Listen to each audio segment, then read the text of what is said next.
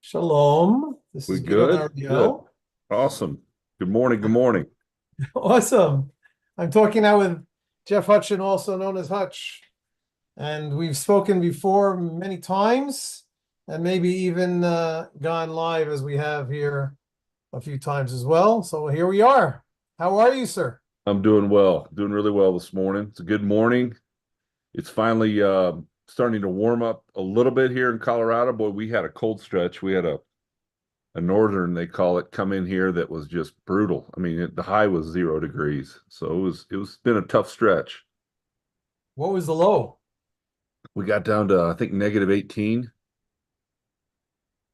So I yeah, was that's when I was when I was in New York, when I was growing up, I remember minus, of course, minus Fahrenheit. You're already starting out. That's about minus 20 Celsius, whatever, centigrade. and when I'm not sure when Celsius and Fahrenheit begin to reconnect again, but yeah, At bottom minus line is 40. cold. At minus 40. Okay, there you go. See, So we're getting there. I tell you, anything minus is cold. It just put it that way. But That's yeah, for sure. Like it get really minus 1 or 0 in centigrade or Celsius, the water starts freezing or and yeah, starts that's snowing. I think that's So 32 degrees. Yeah, 32 in Fahrenheit in Celsius, that's hot. So that's really cold when it gets to minus. But if you're saying that you're already getting to minus in Fahrenheit, that's crazy. yeah, we're 32 degrees here Fahrenheit. That's the freezing temperature. That's when water freezes. And so, the thing that's really interesting about where I live and here in Colorado is we're at a mile high. It's called the Mile High City, at 5,280 feet. Where I live, we're at about 6,500 feet. So we're about a little bit over 1,000 feet higher than even Denver. And I live a suburb of Denver. And so the weather patterns are even more severe, where I live, even comparison to 20 minutes up the road in Denver. And so 32 That's really degrees something. here, believe it or not, during the day, on a sunny day, because we are that much closer to the sun, is actually you can actually not wear a coat. It's hard to believe that. It's hard to imagine. But the sun is so intense that you don't have to wear a coat on some days that it'll be 30 degrees outside. Even if there's snow, it's hot. How could that be? The snow would start melting. Yeah, what typically happens here in Denver, at least the weather and pattern I'd say over the last 20 years, is it'll snow, but the next day it'll be 30, 40 degrees and it'll melt Yeah. because the sun is so intense. So really the snow doesn't hang around here in the where we are in the valley very, very much. Now up in the mountains, of course, different story. Denver is Mile High City. Yes, sir. You're 1,000 feet, I think you said, higher. What city are you in? I'm in Castle Pines, just south of Castle Denver. Pines. And you just said that you're in the valley? Yeah, so yes. So the Rocky Mountains, which are we're right up against the Rocky Mountains. We're considered what's called a high desert here in Colorado.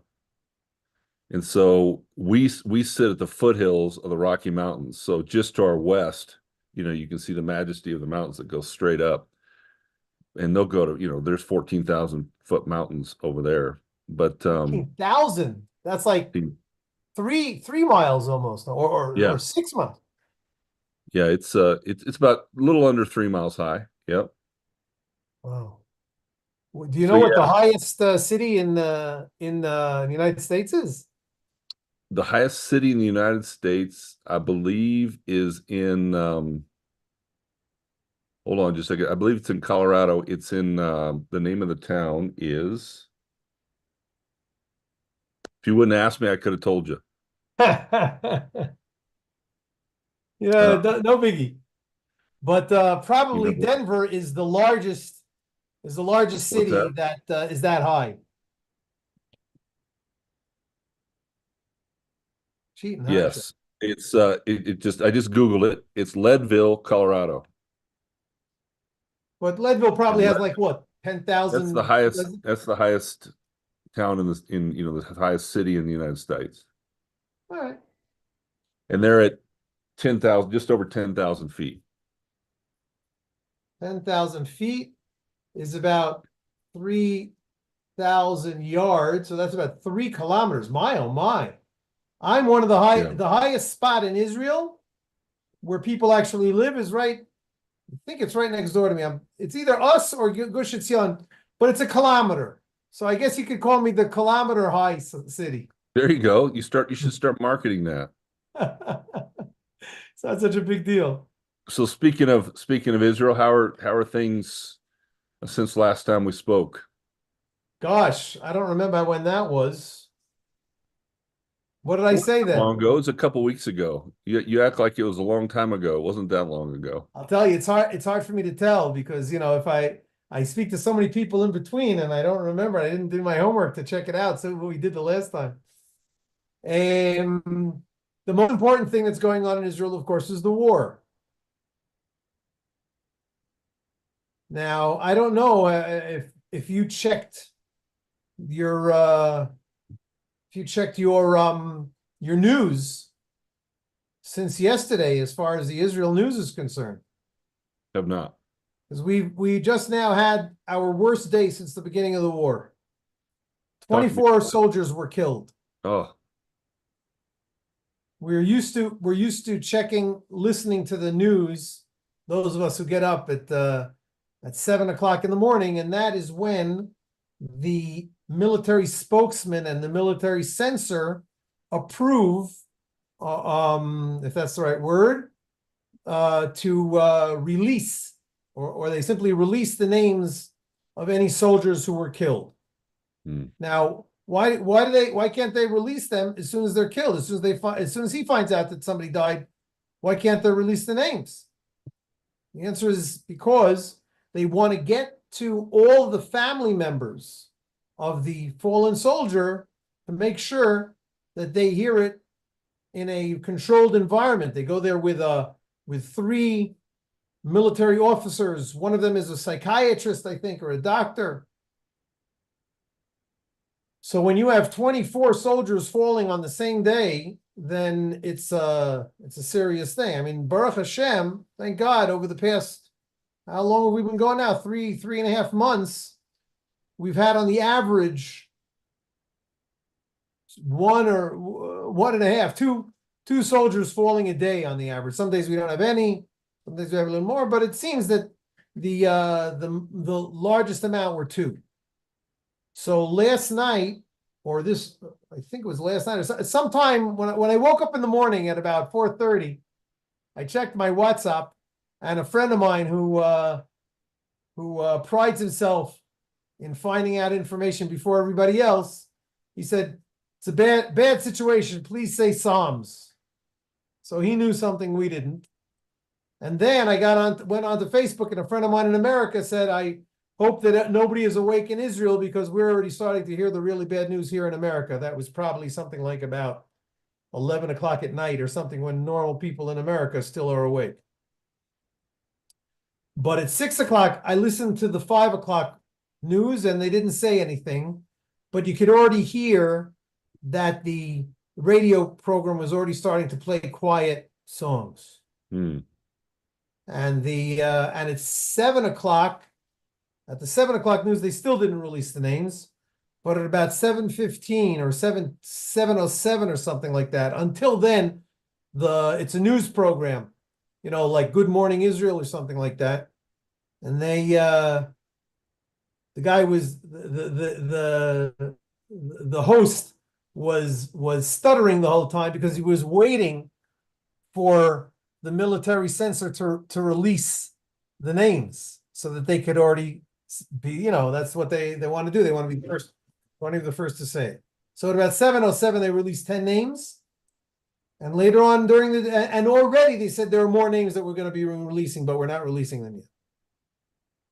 So one of again, I haven't listened to the news in a few hours, so I don't know how many names have already been released, but the last time I listened, it was about 20, maybe 21. One of the fallen soldiers was here from Kiryat Arba, not far from where I live.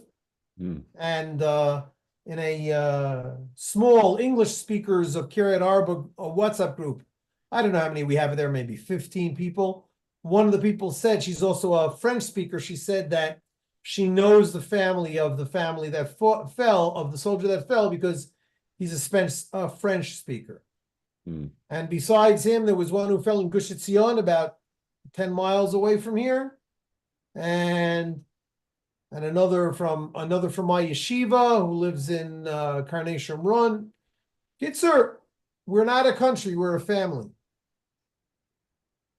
Well, I would think that even, the war that you guys have taken on recently, one of the things we keep hearing, at least one of the narratives that we keep hearing is, Israel, leading up to the war was starting to become fairly divisive, right? At least from a political standpoint. There was a lot of political divisiveness, I should say.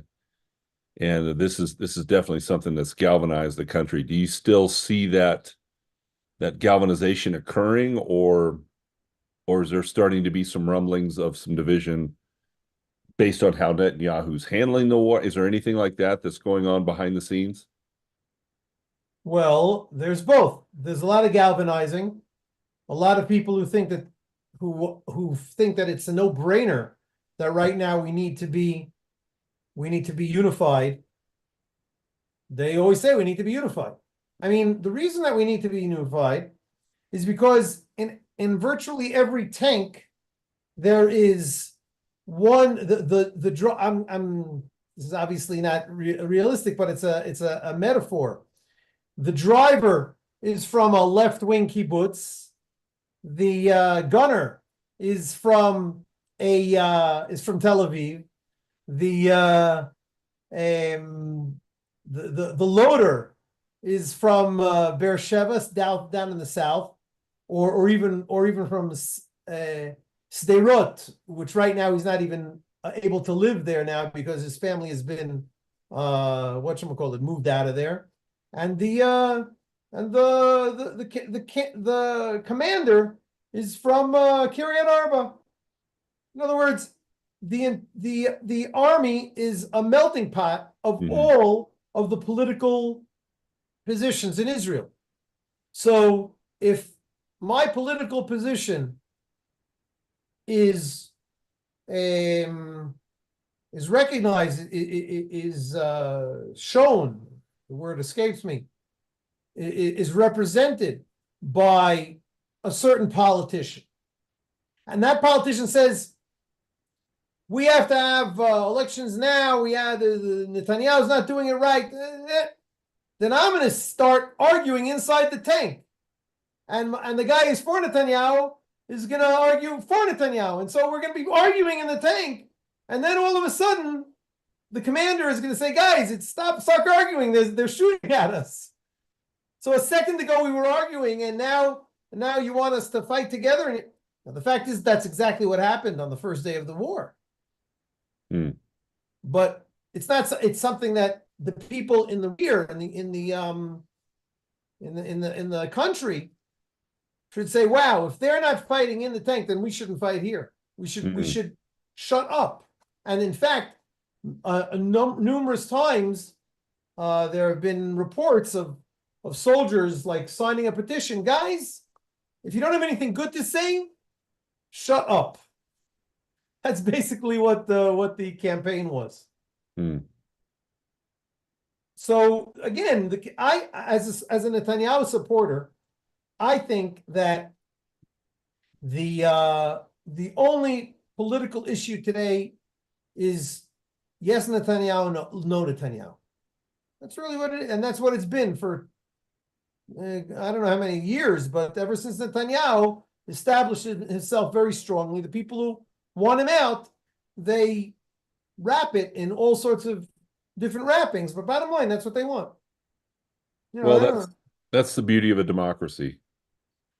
Is you got to have that tension in order for a culture to thrive and survive. It's always going to be there. If not, you're going to have a dictatorship or a monarchy, and that has its own issues and own challenges. So you're always going to have it in a democracy, and that's healthy. I'm a very strong Democrat. However, I feel that the media, especially the media, let's just leave it at the media right now, is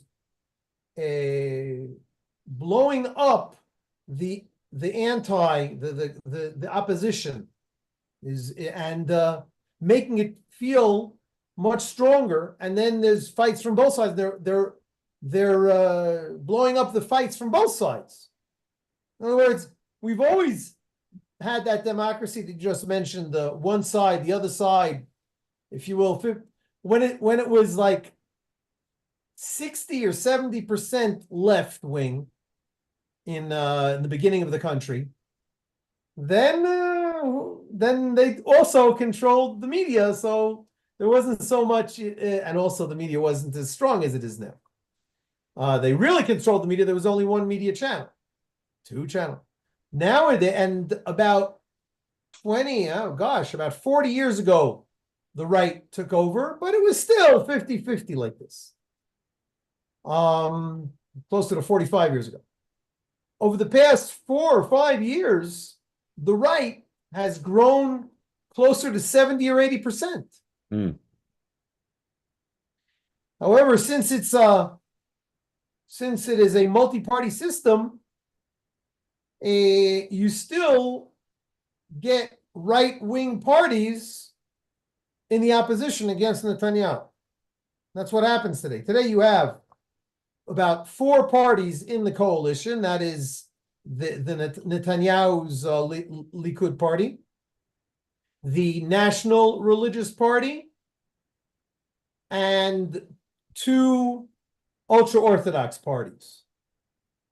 And they've already, the 4 of them have signed on very strongly for Netanyahu. In the opposition, you have the Arab parties, who are very much left-wing. You have the Labor Party, which is very much left-wing.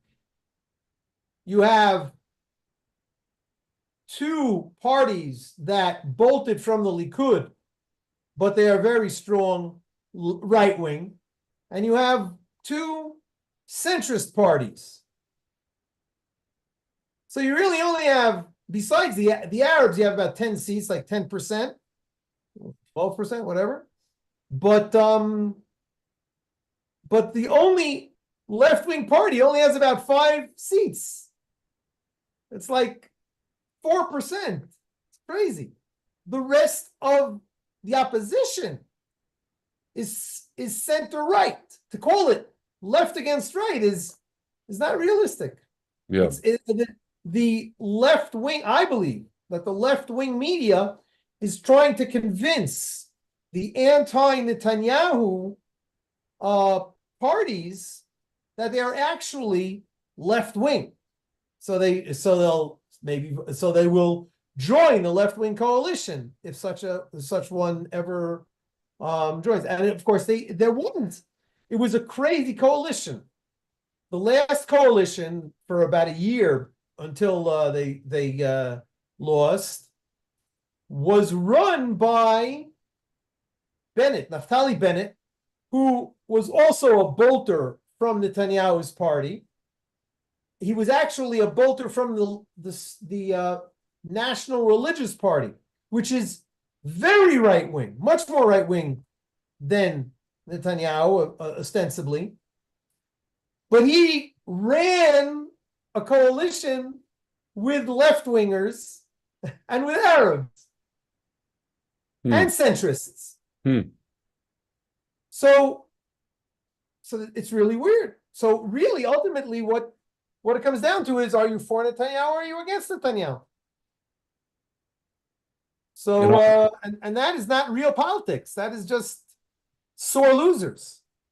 And all those parties you just mentioned, thank you for that, by the way. All those parties you just mentioned, they all have seats in the Knesset? Exactly. Okay.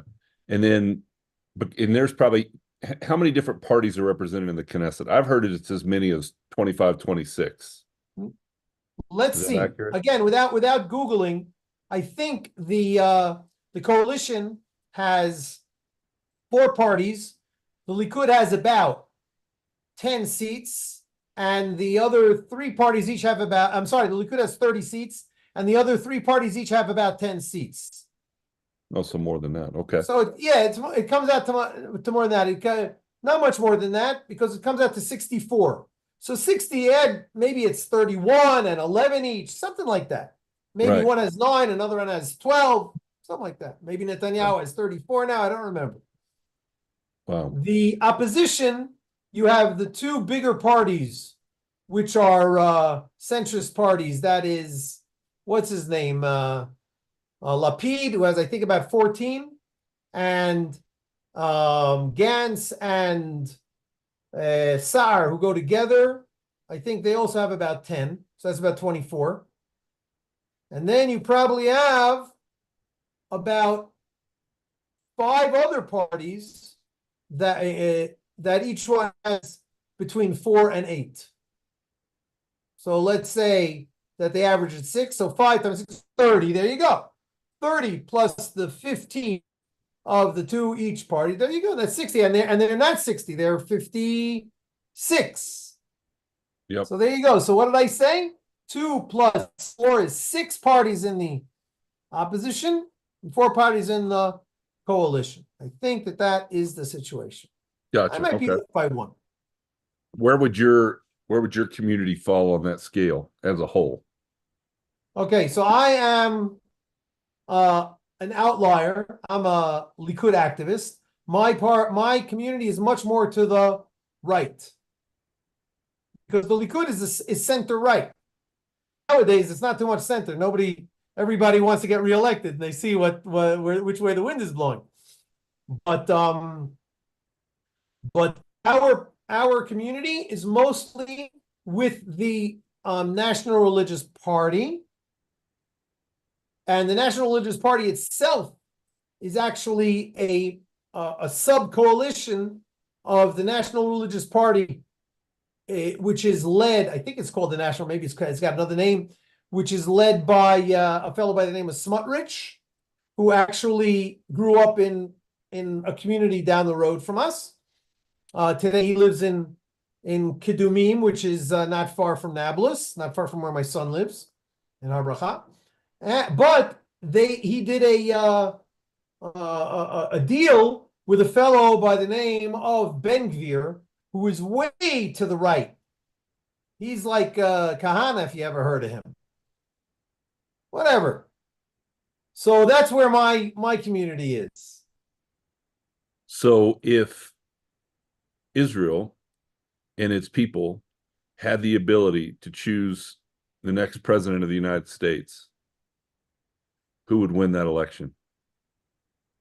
Again, the answer to that question would be the answer to a public opinion poll. But I think that with a little bit of campaigning, a little bit of electioneering, Trump would win by a landslide, because Trump did some things that Israel can't but say thank you. Now, some left-wingers here in Israel that are very, very connected to the Democratic Party have to, choke to say that kind of thing. They have to say, yes, we're very grateful that we now have the American embassy in Jerusalem, which we've been campaigning for about 70 years. And we're also very happy that he recognized the Golan Heights, which everybody in Israel thinks that we need to have for security reasons. But So that's would you what I think that people want. how is the right wing, you guys said you're left of center, or excuse me, right of center, your community? By far. What's the difference between the right wing movement in Israel and the right wing movement in the United States? Great question. The simplest answer is the major issues. Seems to me that a major issue in the United States is abortion. Mm-hmm. In Israel, strangely, that's not a major issue. Now, I think that we've got a very high rate of abortion here in Israel. That would be permitted abortion, legal abortion. I think that our taxes pay for some abortions, but for some reason, it's not an issue. I don't know why. Maybe it's because the Jewish religion. I don't know. I don't know. I just don't That's know what to fascinating. think. I would not have said, if you would ask me where does Israel fall on the topic of abortion, I thought they would have been way right. Interesting. Now Okay. we might be way right, but it's not an issue. It's not like the left wing parties want to promote abortion and the right wing parties want to prohibit abortion. Hmm. It's Interesting. the I Fascinating. guess the left wing parties promote legal abortion quietly. And when you think about it, it's not like you have a lot of people here. First of all, you have a much. I'm gonna go out on a non-PC limb over here. Tell me if I'm wrong. It seems to me that the higher, what is it called? The higher society, the higher socioeconomic levels in the United States have less abortions. It's the lower socioeconomic, the ones that say, well, I can't afford whatchamacallit, a contraception, or I don't feel like it, so I'll just go and get a free abortion, or I'll just be a single mother. I'm not talking about rapes. I think that rape is an absolute minority of the abortions. I think that most abortions are done because people want I'm not sure why they Just an want unwanted pregnancy. That's right. they want the people who don't practice with contraception to still not have kids. I just don't understand why. Can't understand why. But I don't understand how it works over there. I didn't look into it too much. Yeah. But here in Israel, I think that the majority of abortions happen in the army. I think that's what I'm guessing. Because you have men and women in the army together, and you know when the lights go out, you know what happens. So they want to keep it hush hush, and the woman who gets pregnant, she doesn't want anybody to know about it. So they try to keep it quiet. She might not even tell her parents. You know, she might be religious, but she's not telling her parents. You know. So if you would prohibit it, then it would be an issue. Everybody just wants to keep it quiet. It's a shanda, as they say. It's an embarrassment. So that might be the thing. It's not like you have, I don't know, 40%. You tell me what kind of percentage of single parent families there are, single mother families, which goes together, I think. So it's just, and another thing I think is that the right wing, they're not familiar with this kind of stuff. I don't know anybody who had an abortion. I don't know anybody who's a single mother. I know a few people who they got older and they can't find a husband, so they did what's it called? Artificial insemination, something like that, and they got a kid. Okay, so that's two people in my whole. I know thousands of people. Most people here are normative, and they you know, a man, a father, a mother, and kids, maybe a dog. Now, whatchamacallit, gay couples, that's already a thing. The Speaker of the House in Israel, he's a gay man who's married to another gay man, and they have children.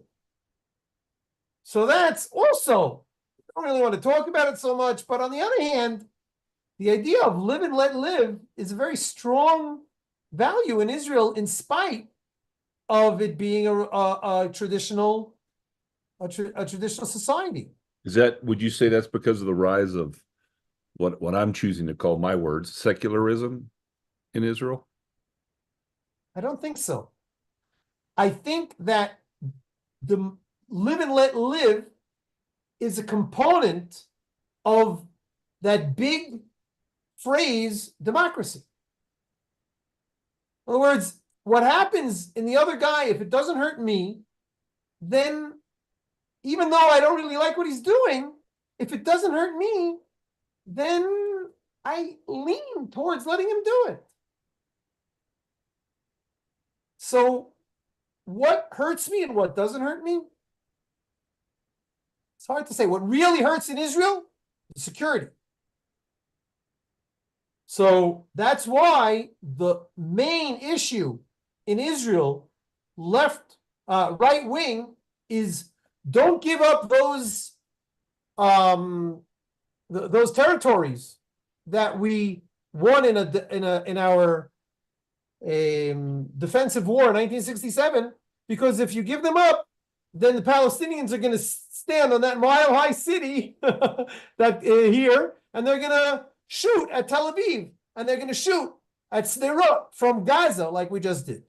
So that makes the people much more right-wing, i.e., pro-security and anti-deals with Palestinians. So that's the biggest. That's the heaviest weight in the room. By far. After that comes religious issues. Sure. Again, not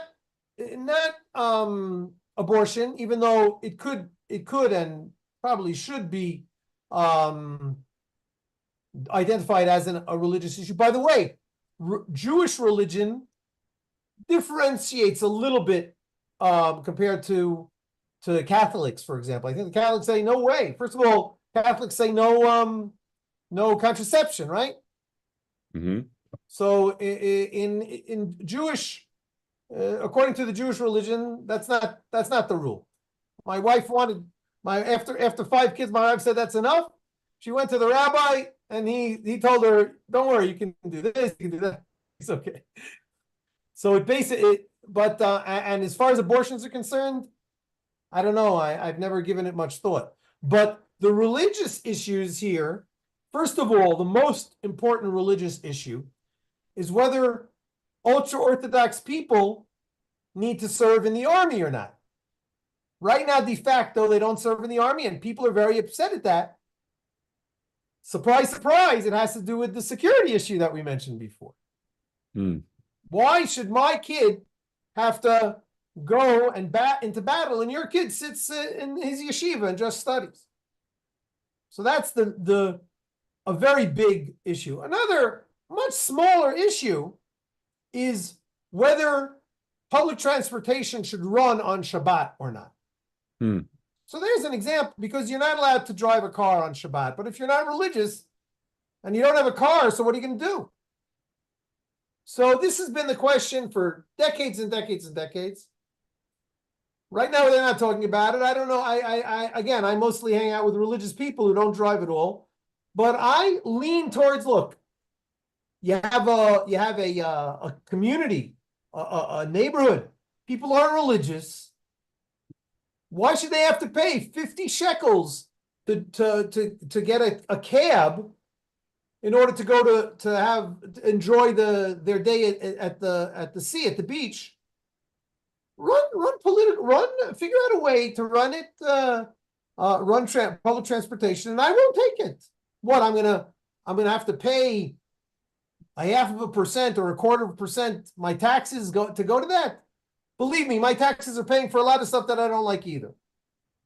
So I think it's a non-issue personally, and I think that a lot of people think it's a non-issue.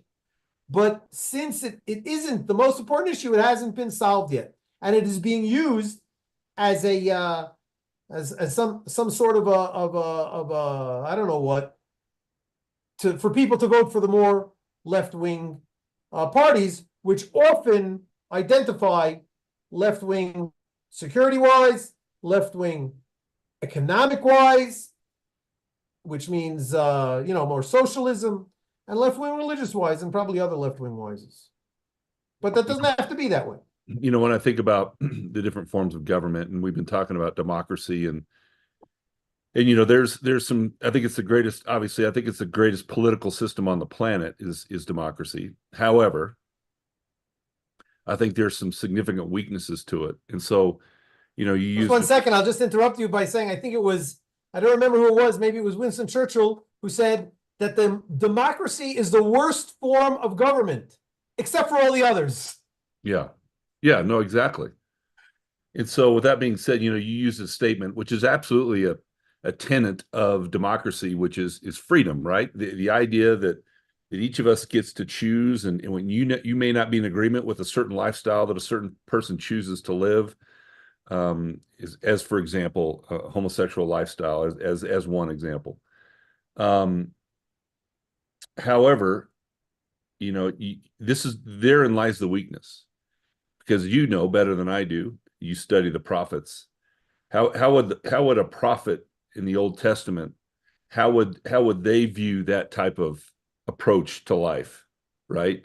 And I think we know the answer to that, right? The idea that we don't answer to a governmental system that's worldly. We answer to a governmental system that's heavenly, right? The kingdom, in answer to God. And so, you know, therein lies the weakness in how we fall short in our respective countries with that type of governmental system. And it's not until the Lord sits on the throne one day and we all get to worship him, and as I think it's in the book of Isaiah, it talks about the coming Messiah, of how the government will be upon his shoulders, right? Yes. And that hasn't happened yet. And it will happen when we get to go home. But I don't know, it just makes me think of that the frailties and the weakness of the societies and the cultures we live in, as great as they are and as powerful as they are, fall woefully short of what I think the Lord intends. Listen, let me tell you what I believe, based on studies of Rabbi Cook. That was his name. He lived about 100 years ago, and he was a tremendous, in many ways, but he was a tremendous theologian and philosopher. And he figured out a way to understand the phenomena of the world, social directions and trends, in a way to say that that is the way that God wants it to be in the trend of history. In the trend isn't the right word, in the trajectory of history. What do I mean? About 300 years ago, most Jews, virtually all Jews, were at least looked like people who believed in God and and tried their best to follow God, what God wanted, right? Religious, if I can use that word. I would venture to say, and you tell me if I'm wrong, that that's the way it was in all Christian communities also. In other words, if you go back, what was it, 500 years ago, when Martin Luther put up his 95 treatises or whatever it was, and he, let's say, revolted against the Christian leadership, the Catholic leadership, he wasn't saying, I'm going to be an atheist now. He was saying, I'm going to be the right kind of Christian. Everybody's trying to be more religious. And so what we have today, where 50%, depending on what, if you're a blue state or a red state, people are saying, nah, I don't need God, and I don't need to follow God, and everything's okay. That's something relatively new that we haven't thought about in history. And to say, well, this is the biggest fight, I think that God about, because the religious people, the religious leaders, the religious lifestyles weren't a considered lifestyle. People were just going with the flow. They were just doing what the Joneses were doing. And now what you have more of a choice, and so much of a choice that you can even vote on it and sometimes lose. That made people stronger, I think. I think that the fact that the evangelicals, in other words, people who really maybe evangelicals isn't the exact term that I'm thinking of, but people who really believe in the connection to Jesus and all, and really love, I mean, the people that I know and hang out with, I think that that might not have been able to come up had there not been an anti-religious, perhaps atheistic, certainly Christian in name only movement that people could a right, a left wing that people could do a push up against. Mhm. And that's what happening. That's what's happening in Israel. In it, amongst the Jewish people, for hundreds and hundreds of years, we were outside of the land of Israel. We were in the diaspora. We were in exile, and things were doing okay. You know, we made the best of it. But God didn't want that. God wanted people to come back and establish a state of Israel. But His plan was first first come back physically, and only then come back spiritually, like in the dry bones prophecy. Yes, that you're familiar. Mhm. What did that mean? If we had to build something physically, how am I that I barely did anything physically for 2,000 years? All I'm thinking about is God, God, God, Torah, Torah, Torah. So then, how am I going to leave the Torah and start digging in the land, start farming? So that is why God had to implant in the hearts of many Jews, go away from the religious side, the spiritual side, focus on the physical side, build the country, and then in the pendulum effect, we'll come back to the middle, and where we really need to do it. That Well, is the kind of teaching that Rabbi Kook teaches. well, And of course, that when you only look on the Jewish side, that's all you see. But that was connected to the whole world, because the whole world is moving towards some kind of redemption, of messianic redemption. And that has to be done with the people also. So I think that might have to do with it.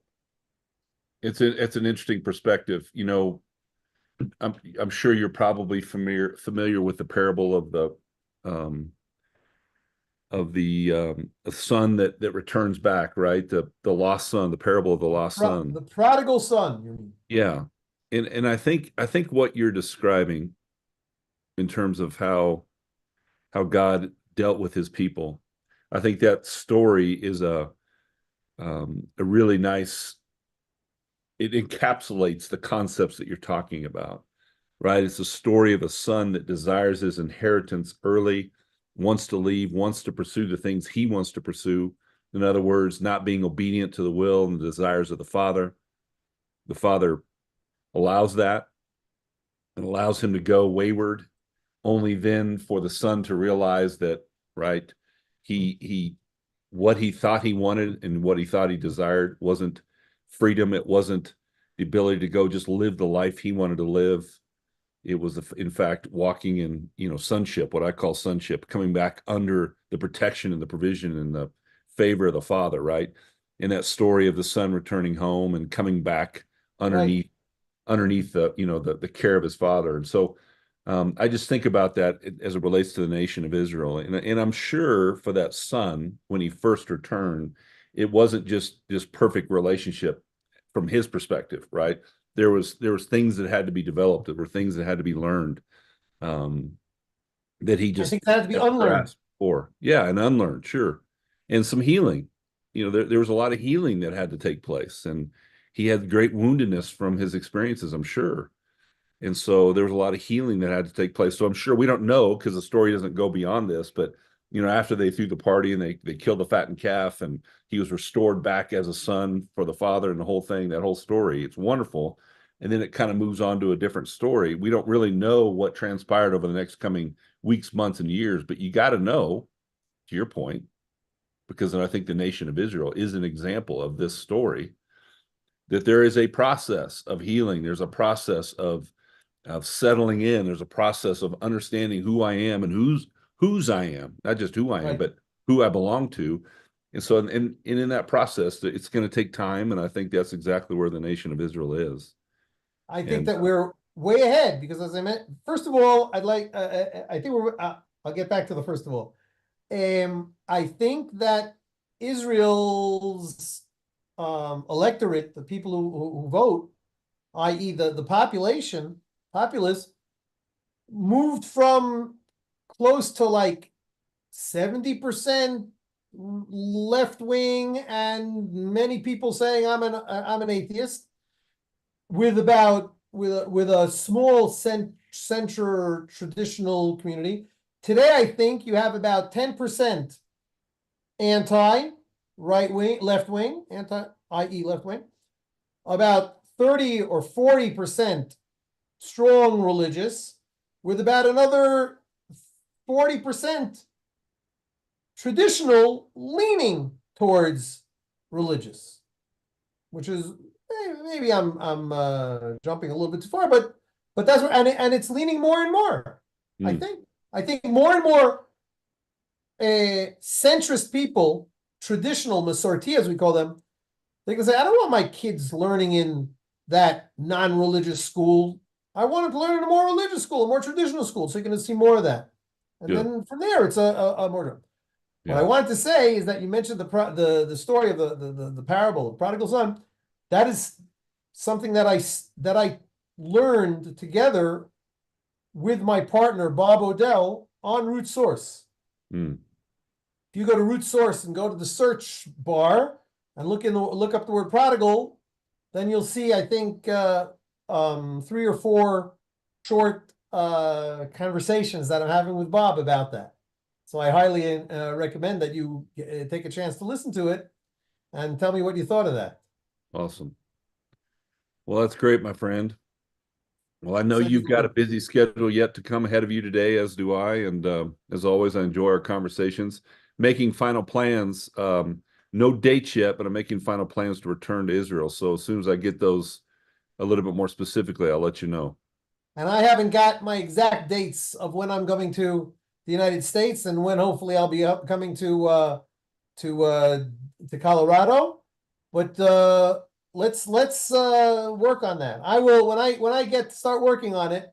Right now, for the past few weeks, I've been working on the books, on accounting. I've got to clarify some things on that. But hopefully within a week or two, I'm going to start working on my plans, and I'll be reaching out to you. When can we schedule something with you and your friends? Sounds great, my friend. Hey, you have a great week. Shalom. Thank you.